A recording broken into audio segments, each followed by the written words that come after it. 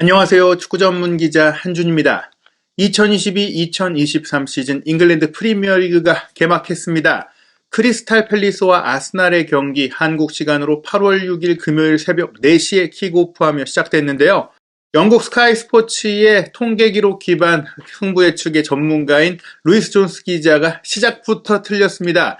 아스널이 깜짝 패배를 당할 것이다라고 전망했는데 프리시즌의 전력 그대로 아주 좋은 공격력을 보여주면서 크리스탈 팰리스 원정 2대0 승리로 지난 시즌의 패배를 소록했습니다. 프리미어리그 공식 홈페이지도 현지 시간으로는 8월 5일 금요일 저녁에 열린 아스널의 이 개막전 승리 아주 힘들었고 또 열심히 싸우면서 이겼다. 그리고 승리로 개막전을 장식했다라고 소개를 했는데요.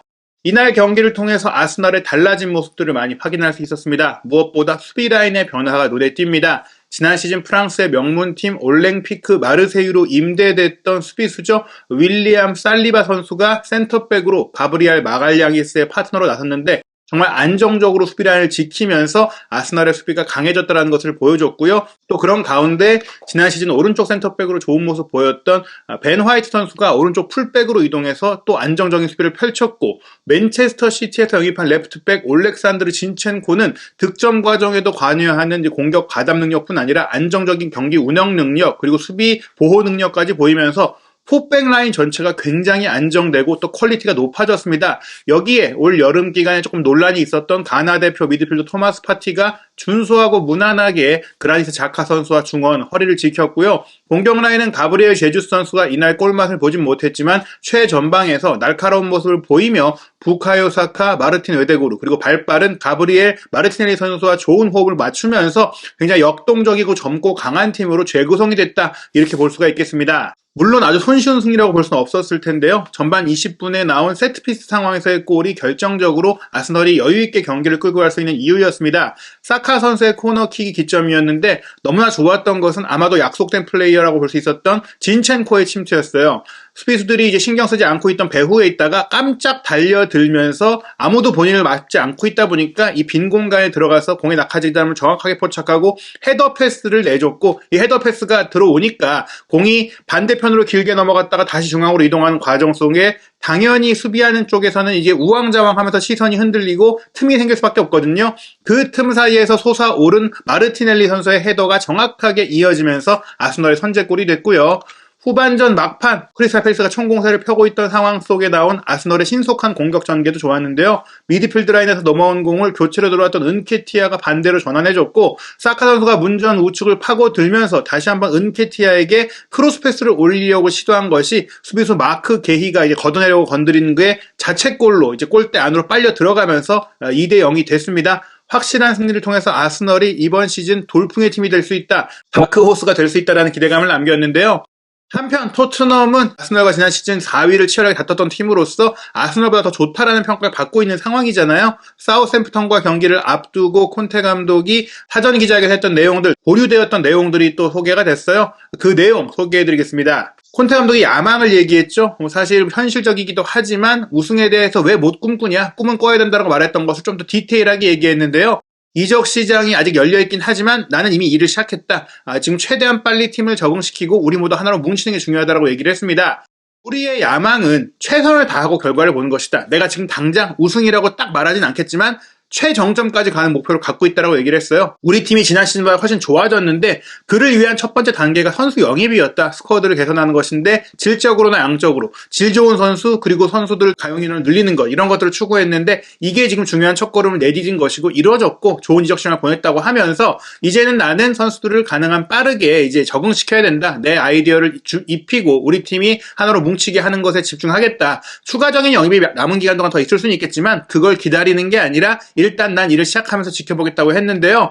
나는 현실적이어야 된다고 하면서도 몽상가, 드리머란 얘기를 했어요. 나도 꿈꾸는 사람이다. 몽상가가 돼야 한다. 그리고 팀 전체가 함께 꿈을 꾼다면 살면서 믿기지 않은 뭔가에 도달할 수도 있다. 과거에도 그런 일이 많이 있었다. 물론 내가 현실적이기 때문에 맨시티나 리버풀 같은 팀들이 앞서 있는 건 알지만 우리가 이변을 일으킬 수 있는 정도의 힘은 갖췄다 이런 얘기예요. 지난 시즌에는 그거가 불가능한 애초에 말이 안 되는 상황이었지만 올 시즌에는 혹시 모른다라는 상황까지는 올라왔다는 얘기니까요. 정말로 이제 토트넘이 올 시즌 어떤 대회에서 우승을 할 수 있을지 정말 지켜보는 게 재밌을 것 같습니다. 토트넘 허스퍼가 사우샘프턴과의 경기를 앞두고 마지막 훈련 진행한 현장도 공개가 됐는데요. 손흥민 선수를 중심으로 다이어, 케인 같은 기존 자원들 그리고 새로운 이반 페리시치까지 정말 재미있게 좀 당당하게 사진을 찍는 모습도 있었죠. 선수단의 분위기가 얼마나 좋은지 확인할 수 있는 부분인데 우려했던 부상에 문제가 있었던 벤 데이비스도 좀 축구화를 신고 정상 훈련을 한 것이 확인이 됐고요. 또 여기에 왼쪽 윙백 자원으로 좀 변화했던 하비 화이트의 모습도 기대가 되고 맷 도어티도 좀 컨디션에 문제가 있다고 했지만 좀 정상적으로 보이는 상황이고요. 로얄과 손흥민 선수의 브로맨스가 영국 내에서도 화제가 되고 있는데 훈련을 실내에서 하는 과정 속에 로얄이 딱 등장하면서 손흥민 선수에게 먼저 찾아가요. 조금 졸린 모습으로 막 잠에서 깬 모습으로 자전거를 타고 있는 손흥민 선수에게 다가가서 나 잘생기지 않았냐 이렇게 얘기하면서 머리 잘 됐다 이렇게 얘기를 하니까 손흥민 선수가 뭐 이거 잘생긴 거야 하면서 머리를 이제 만지려고 하니 또 아무래도 뒤통수 장난을 많이 당하면서 불쾌했던 로얄이 머리 만지지 마 이러면서 또 티격태격하는 모습이 나왔는데 어찌됐거나 지금 토트넘의 분위기 훈련 분위기 아주 좋다는 걸 알 수 있었습니다. 해리 케인 선수도 아주 신나게 웃으면서 훈련하고 있는데요. 여러 이적설들이 있었지만 콘테 감독도 케인이 우리 팀에서 아주 행복하고 우리와 함께 할 것이다라고 강조를 했고요.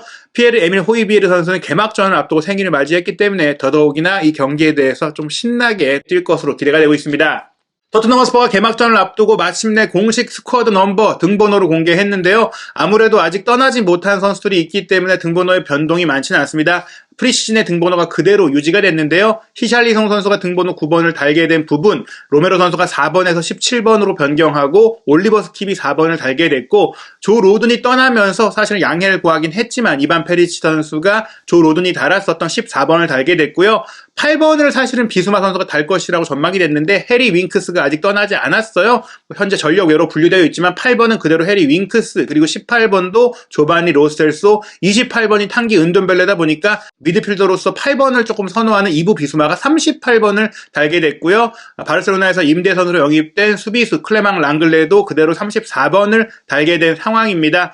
나머지 선수들의 변동이 없기 때문에 이 영입 선수들의 등번호는 이렇게 좀 결정이 됐고요. 제드 스펜스가 24번이고요. 현재 이적설이 있는 자페탄강가도 25번을 달고 그대로 남아있는 상황. 데안 쿨루세스키도 지난 시즌에 달고 좋은 기억을 가졌던 21번의 등번호를 그대로 유지하게 됐고요. 후보 골키퍼 프레이저 포스터는 등번호 20번을 달고 새로운 시즌을 누비고 손흥민 선수는 변함없이 본인을 상징하는 번호 7번을 달고 활약합니다. 토트넘 허스퍼의 프리뷰 좀 더 많은 매체들에서 승부 예측을 하고 있는데요. 일단 인터넷 매체 스포츠몰에서 토트넘의 선수단의 상세한 상황을 소개했습니다. 일단 새로운 영입 선수 히샬리송 선수는 징계로 못 나오죠. 에버튼 시절에 이제 첼시와의 경기에서 조명탄이 관중석에서 넘어왔는데 이걸 다시 던지는 과정 속에 하필이면 그게 또 관중석 안으로 들어가면서 위험한 행동이었다. 한 경기 출전 정지 및 벌금 징계를 받게 돼서 이번 사우샘프턴과의 경기 뛸 수 없고요. 그래서 이제 2라운드 경기에는 무조건 나오지 않을까 생각이 듭니다. 그리고 올리버 스킵이 팀 내 유일한 부상 선수 발부상으로 결장을 하고요. 비수마 선수의 컨디션이 조금 안 좋다라고 했는데 콘테 감독이 위험을 감수하지 않겠다고 했기 때문에 선발 출전은 못할 것이다. 하지만 벤치에는 들어갈 수 있다고 봐야 될 것 같고요.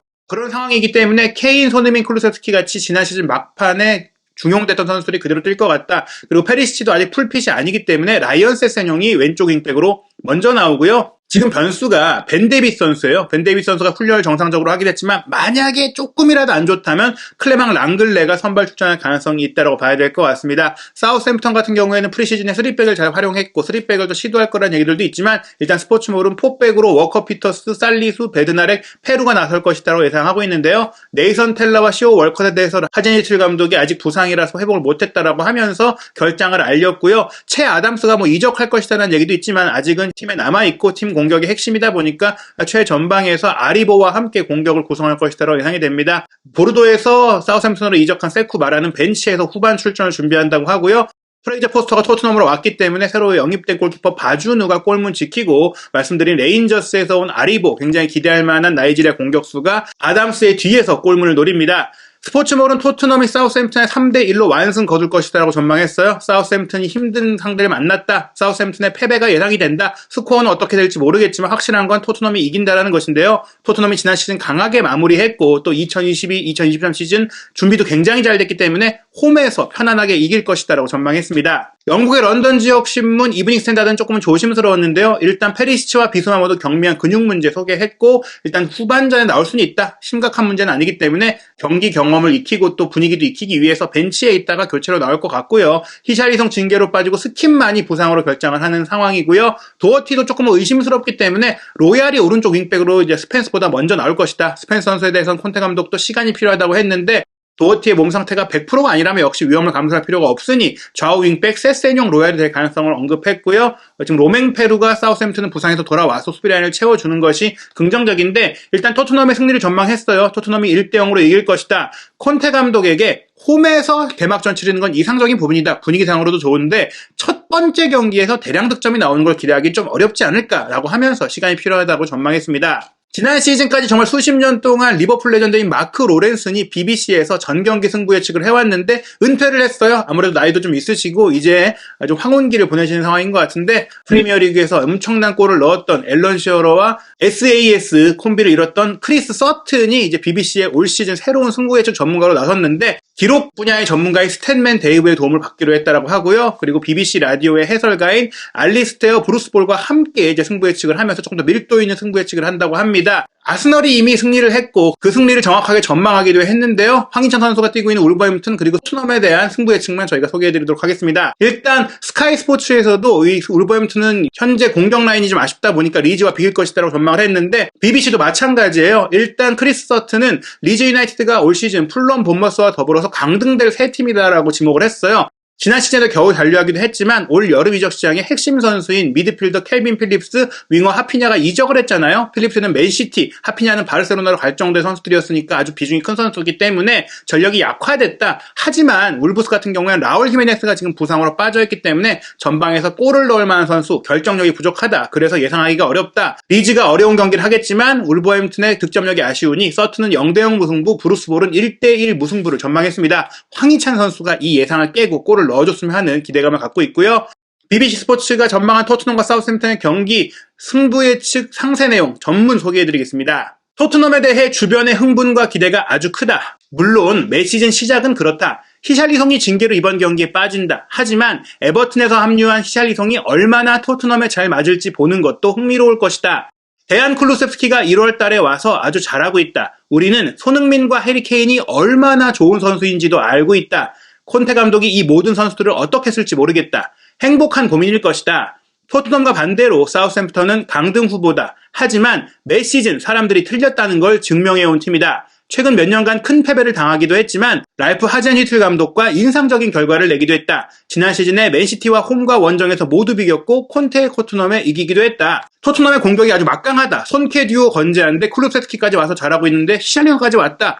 물론 히샬리송이 이번 경기는 못 뛰지만 토트넘이 아주 강한 팀이다라고 하는데요. 사우스햄튼이 사실은 이제 기복이 좀 있는 팀이에요. 그럼에도 불구하고 이제 깜짝 결과, 또 좋은 결과를 내고 팀이 좋다 보니까 강등까지는 안 될 거다. 그리고 이렇게 좋은 팀을 상대로 오히려 이변을 만들어내는 도깨비 팀이니까 쉽게 볼 수는 없다라고 이제 전망을 한 것인데 이번 토요일 이 개막전에서는 사우스햄튼의 반전이 나오긴 어렵다라고 전망을 했어요. 그러면서 이 크리스 서튼은 손흥민 선수 얘기를 다시 한번 꺼냈고 또 손흥민 선수가 이 경기 승리뿐 아니라 프리미어리그 우승까지 노릴 수 있다고 전망을 했습니다. 이번 토요일엔 그런 결과가 반복되기 어렵다고 본다. 나는 케인과 손흥민의 원투 퍼치가 또 한 번 토트넘을 위해 작동할 거라고 본다. 2020-2021 시즌에 두 선수는 나와 앨런 시어러가 블랙번 시절에 세운 한 시즌 최다 합작골 기록을 깼다. 지금도 둘은 맞기 아주 어려운 조합이다. 그럼에도 둘은 여전히 프리미어리그 우승을 못했다. 올해는 어떨까?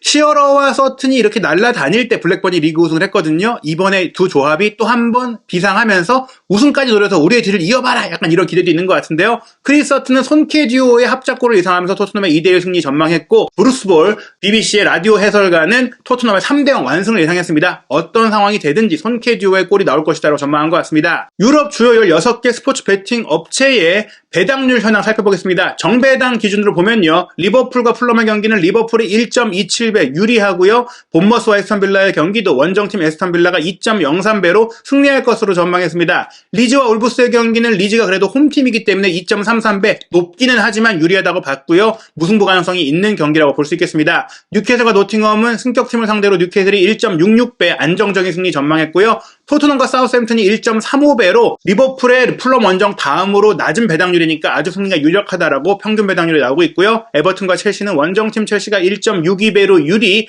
레스터시티와 브렌트포드는 에릭센을 잃은 브렌트포드가 그래도 레스터시티에 어려울 것이다. 홈팀 레스터시티 2.03배고요. 맨유와 브라이튼은 맨유 승 1.65배, 웨스트햄과 맨시티의 경기는 원정팀 맨시티 승리가 1.36배입니다. 아스널이 정배당대로 첫 경기 승리했는데요. 나머지 경기들도 정배당이 나올지 아니면 깜짝 놀랄만한 이변이 나올지, 그리고 손케 듀오는 시작부터 골을 함께 만들지 경기 지켜보고 돌아오겠습니다. 한준TV에서 토트넘 허스퍼 손흥민 선수의 모든 소식 확인하시기 바랍니다.